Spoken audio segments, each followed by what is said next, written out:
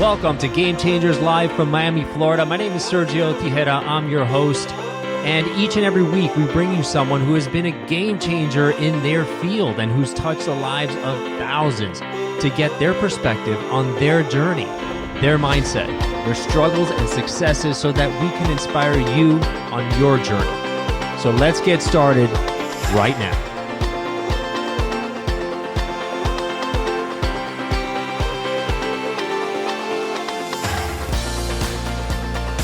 Hi, everyone. This is Sergio from Game Changers. And as many of you may know, we bring exciting content each and every week and hope you've been enjoying it. And thank you so much for your support. It means a lot to me.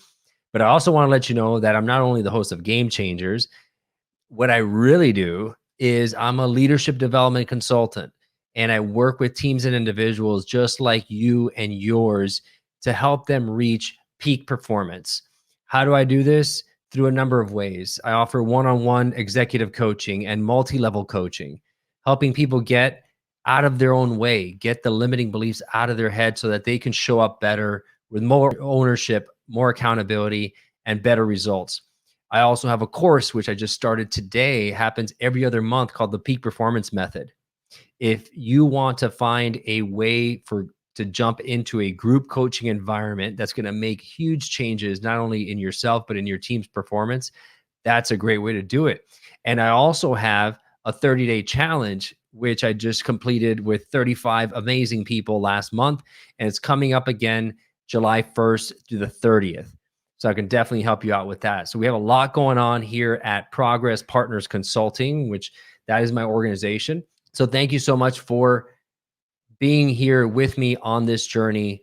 Game Changers is a fantastic tool. I love it. We've created an amazing community of guests and fans of the show. So please, when you get a chance, hit subscribe and like on the YouTube channel. Definitely do it on your Apple podcast. But more importantly, if you feel that I can reach out and help your organization or help you in any way, please let me know. I'd be happy to set up some time to do that. And look forward to talking to you soon. And welcome to Game Changers Live. My name is Sergio Tigera. We come to you each and every week with some amazing, amazing guests who have been game changers in their field. And today is somebody very, very special, a very local celebrity, a very loved family member here in South Florida. It's Melissa Medina. Hi, Melissa. Hi, Sergio. Thank you so much for having me. I don't know if I'm a celebrity, but definitely you are. Homegrown here for sure. Definitely a role model and a leader here in the South Florida community. So Melissa is currently the president at Emerge Americas, and it's the premier technology event of the Americas. Subsequent to 2014, when they had the inaugural conference, she assisted in the launch of the Women Innovation and Technology Summit, which seeks to convene top female professionals from across the globe to showcase how they are transforming industries through technology and innovation. She is also the president of the Medina Family Foundation, which focuses on mentoring children, empowering families by enhancing education and the quality of life. Very important. She also attended University of Florida, where she graduated with a bachelor's in business administration and a master's in international business. And prior to that, she was also working at Terramark, the famous company started by her father, a worldwide leader here and leading operator of integrated network access points. And she was named by the South Florida Business Journal as one of the 2019 Power Leaders in Technology. She sits on the board of Endeavor Miami, the United Way of Miami, Babson, WinLab, and Roots of Hope. And most importantly, she is a mother of 5 children, which I think is the most impressive thing out there, being a father myself. So welcome to the show, Melissa. Thank you. Thanks again. Excited to be here. Yeah. So Melissa, let's before we get into all the great things that are happening right now in South Florida with Emerge and everything else going on, let's give people a little background on your family's history. So, you guys were Cuban immigrants. Your father was. Give me a bit about that background and what it was like growing up with your family, some of the things that you guys held important in your life that were big game changers for you and your family.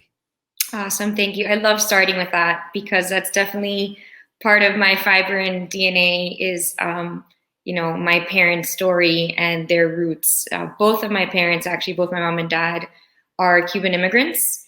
My mom came to Miami by plane at 6 years old, and my dad came by boat in the middle of the night at 13 years old. Wow. Both of them got here with nothing, not knowing the language, split family members as well.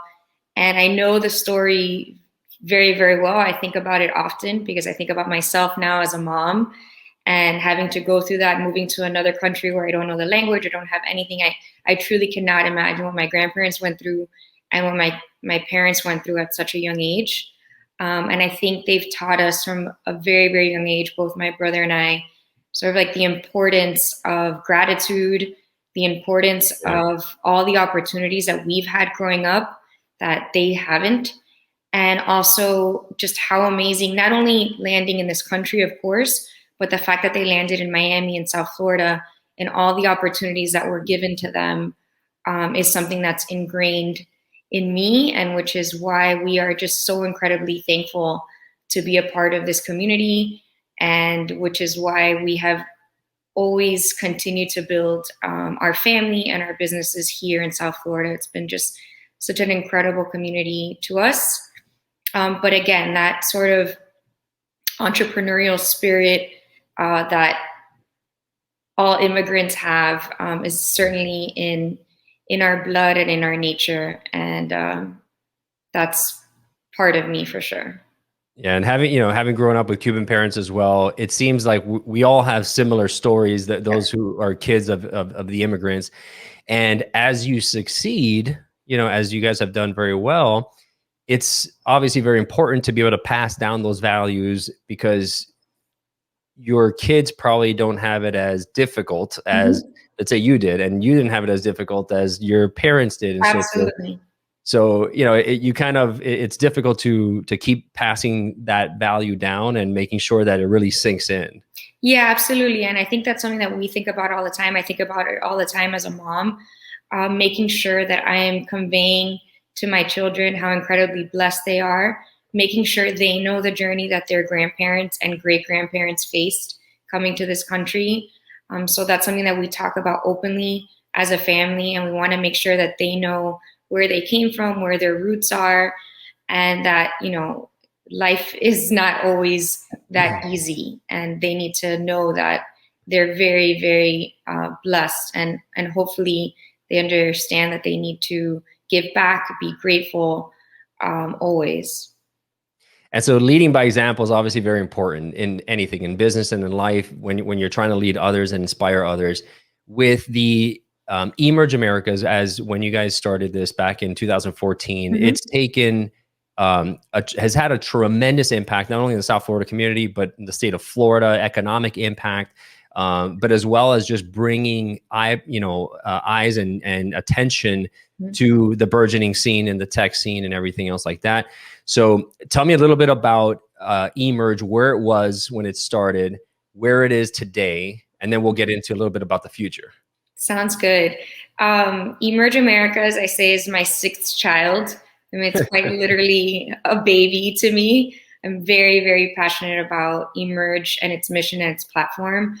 But to give you a little idea, a little insight into really how it formulated and how it came to be, which is a pretty exciting story.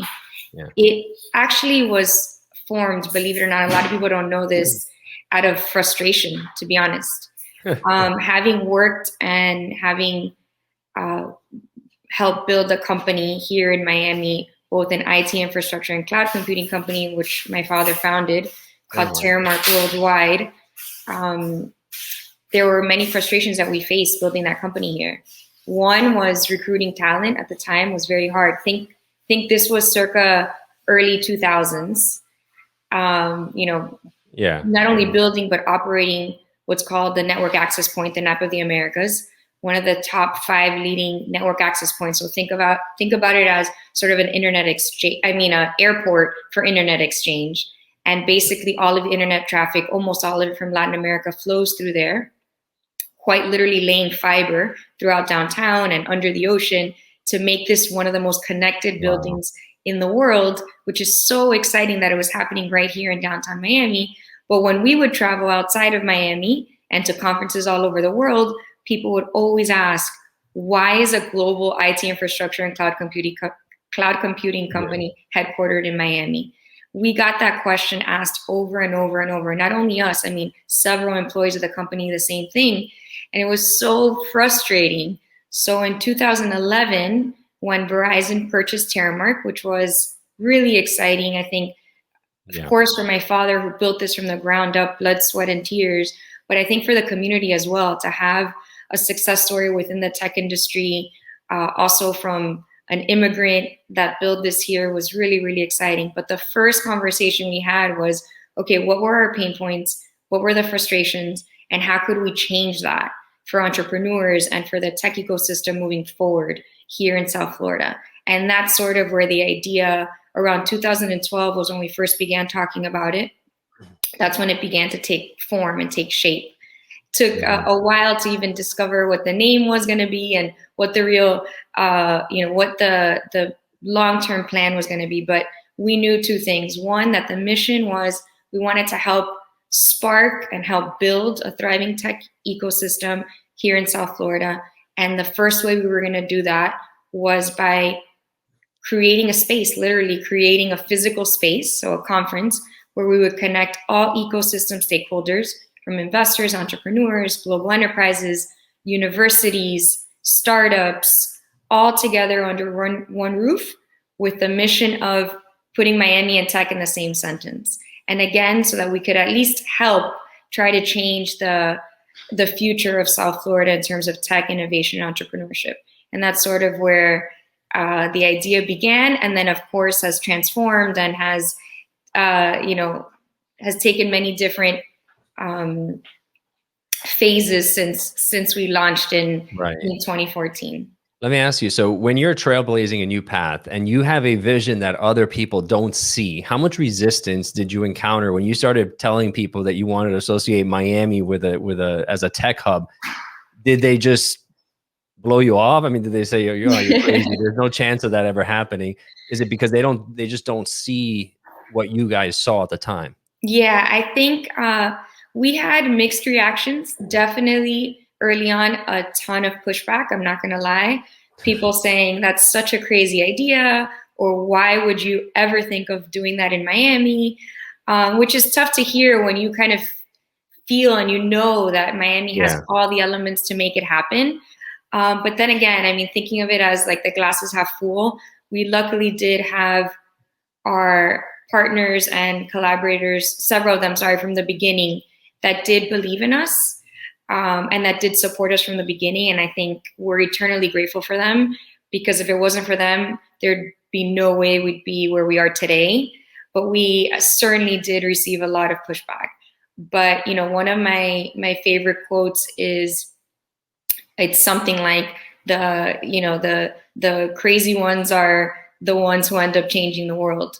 And by the late Steve Jobs. And that's something that I always tell my dad, you are probably like the craziest one I've ever met.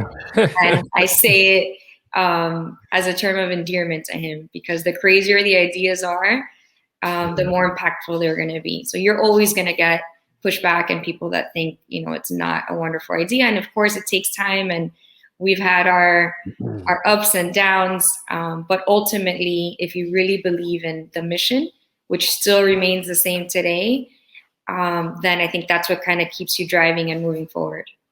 And you mentioned your dad. He took a huge risk because he sold all of his real estate holdings, right, to invest in Terramark.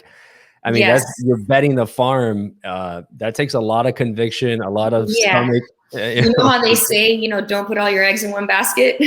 Oh, yeah. He did the opposite. Wow. And he did it in a time where a lot of people talk about pushback and thinking you're crazy.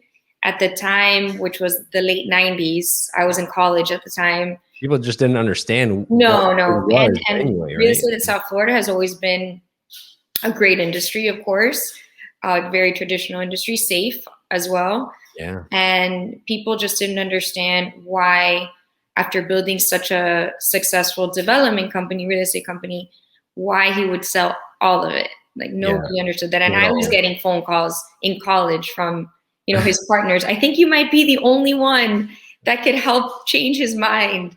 Oh my And God. my reaction was always the same. I mean, I believe in him. I believe in his vision. He's always been a forward thinker. I think more than anyone can imagine. And he likes to do things that are revolutionary. There's no question.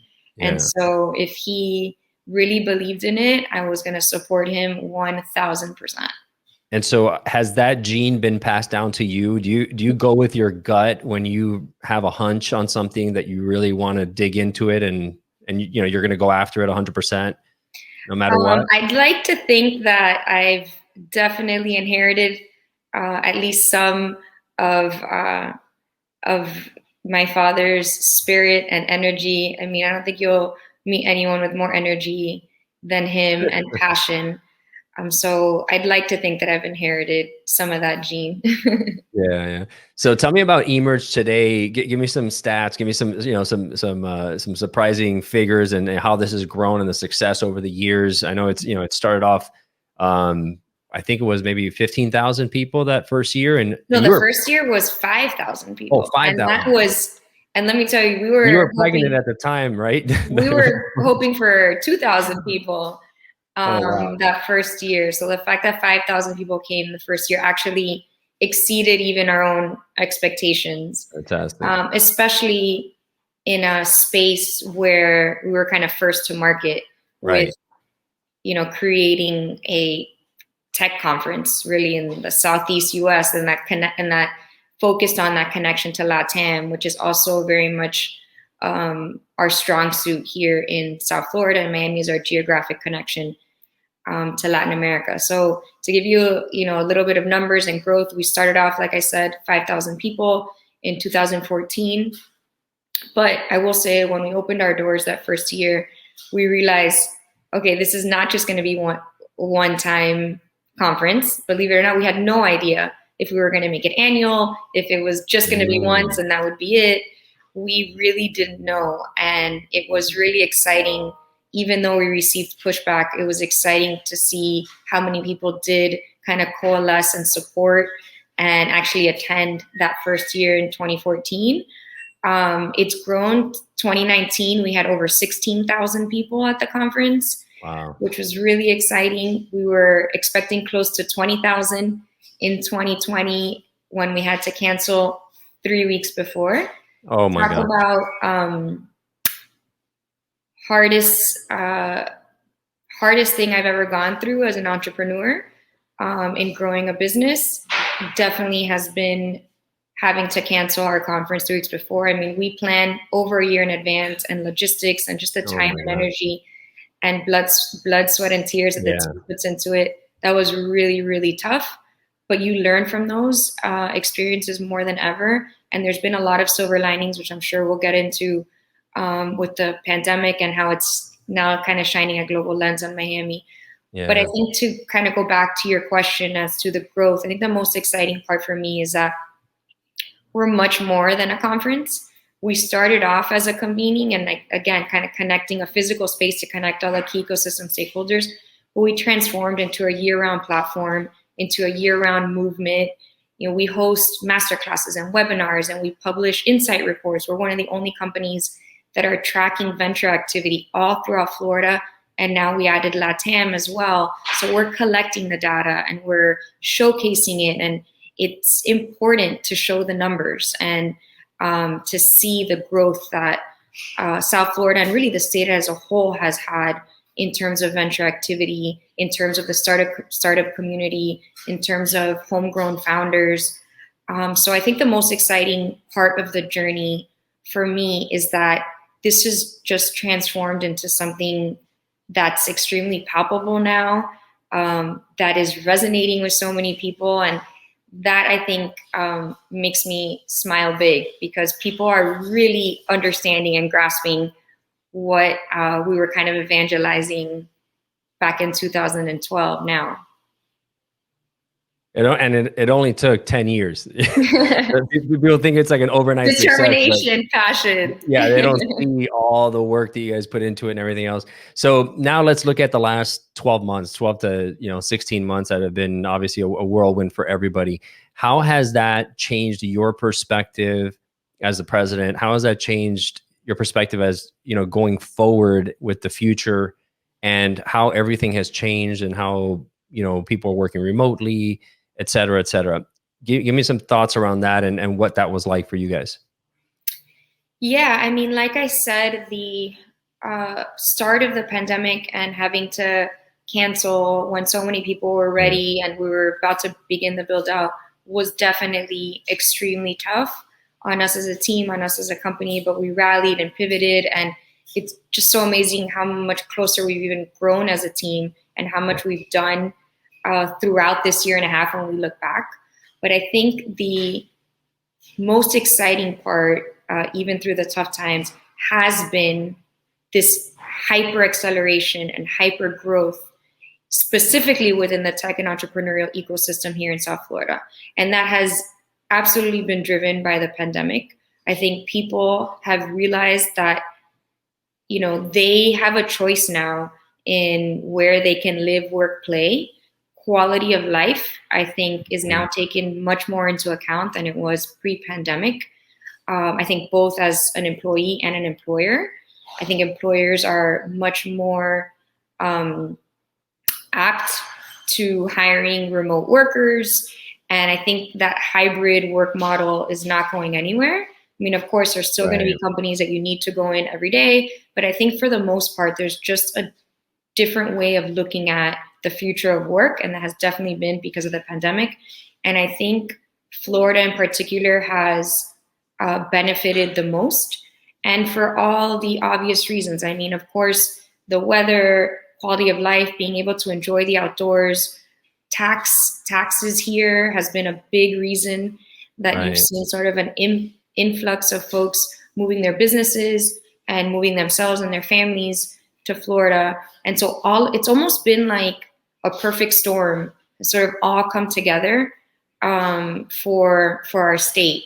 And we're here for it. I mean, we are here for it. We are, to answer your question, we're super excited about it. I mean, Emerge and a lot of other people and organizations, definitely not only us, but many organizations have been working on sort of laying this foundation within the tech and entrepreneurial ecosystem for a decade or longer even.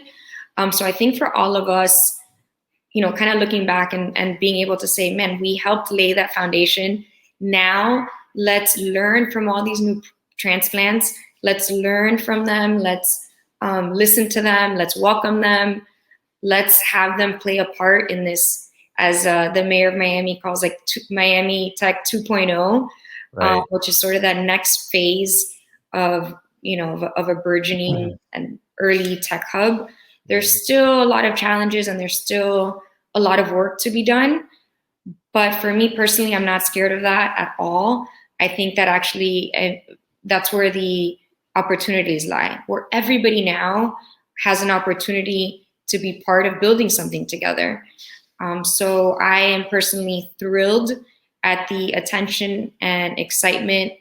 And I think a lot of people question, is this here to stay? Or in a year from now, will it be different? Right. I think there's been too many kind of flagpoles already laid in the ground here, with companies, with venture capital funds opening offices, with companies hiring employees, that I think it's going to be very, very hard for this just to go away.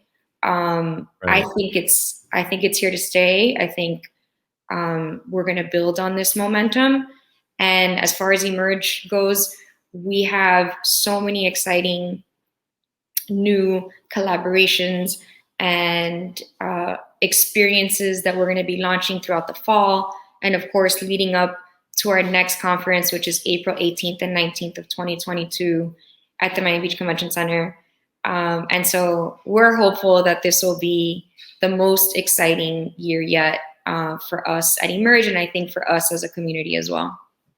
Yeah, it's going to be a fantastic event. So make sure you're going to be out there April 18th.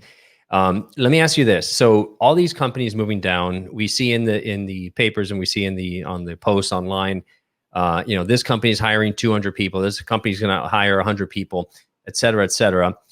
Are they going to be hiring primarily transplants that are coming down or locals? And if that's the case, you know, we're both products of universities, and we got our MBAs and masters and so forth.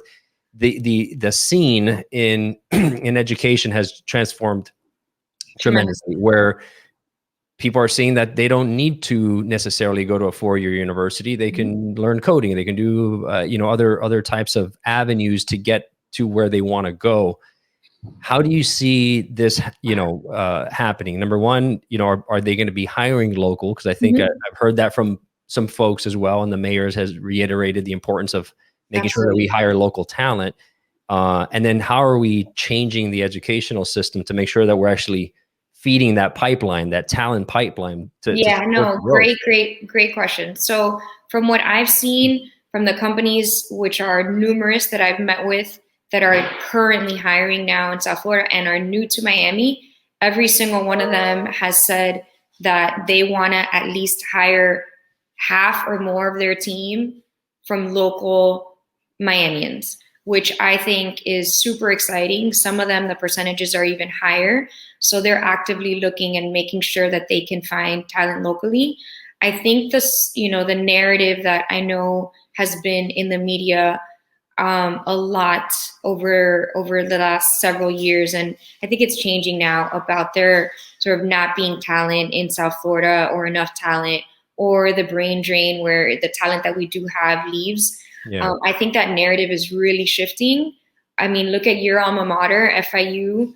They graduate, I think, almost the most engineers of like any school in the country. If not the most, they're up there.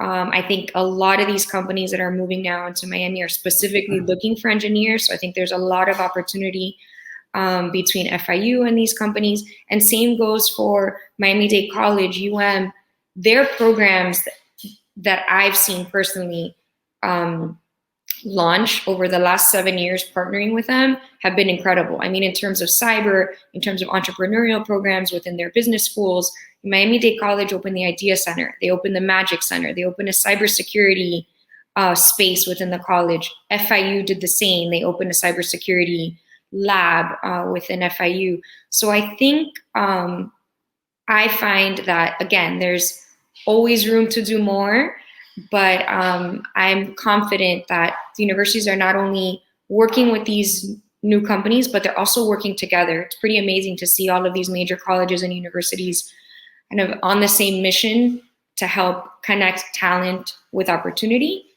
And so I'm hopeful that we'll have much less of that talent gap or that brain drain that I know has been talked about a lot over the last several years.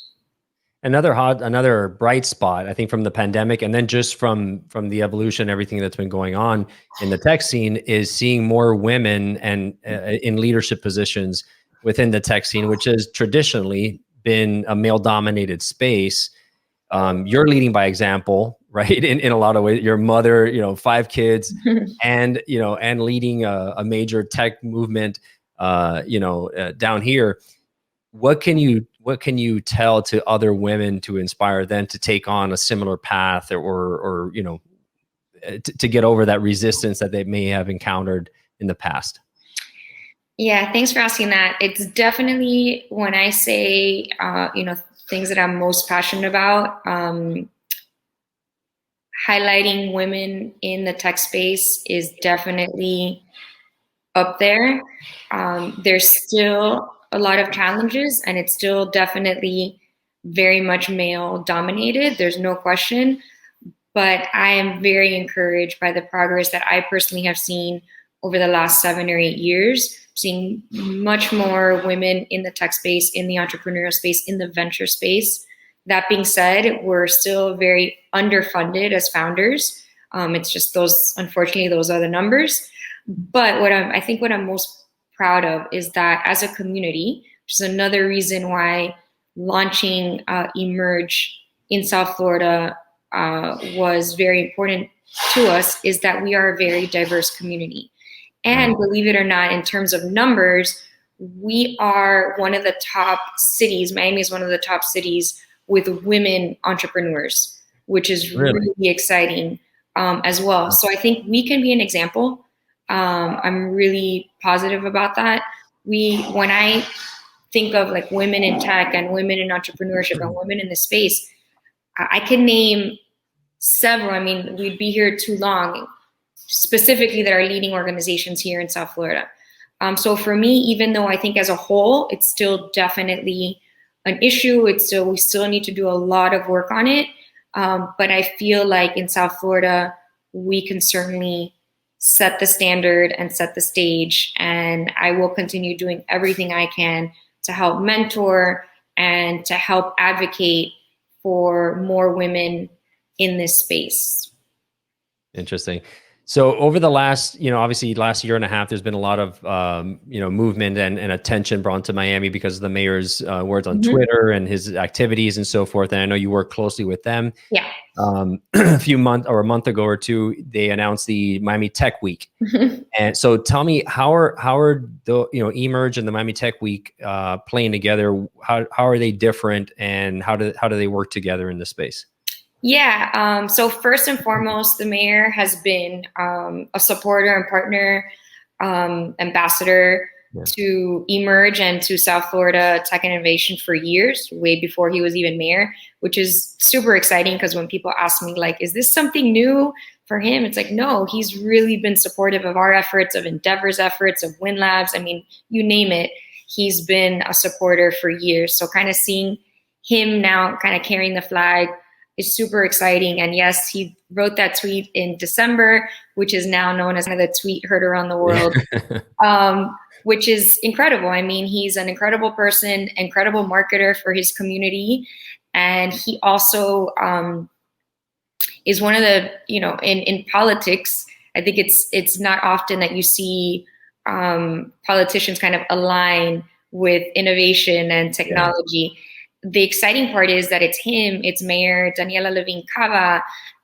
We have a lot of local politicians that are kind of embracing this, which I think also sets us apart as a community. So that's exciting. And then as far as Miami Tech Week next year, I mean, Emerge, we launched in 2014 as Emerge America's Tech Week. So our kind of hypothesis from the beginning was always like, we want to make this a week-long, a month-long, effort where there's kind of ancillary events and experiences, organizations coming together all over the community.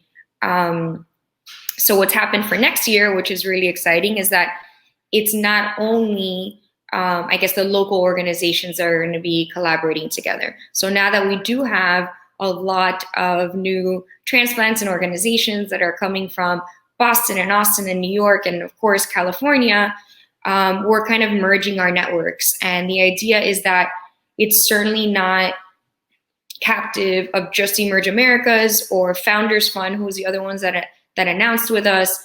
The idea is that the more organizations that kind of host their own events or collaborate together with us, either way, that it'll just kind of send a stronger signal and a louder message across the globe of what's happening here in South Florida. Fantastic. So what do you see 10 years from now? What does Emerge look like? That's such a good question. 10 years from now, my hope is that, Emerge Americas itself as a conference continues to grow organically, gets bigger, and, we have this incredible sort of presence around the region, and that just kind of continues to grow.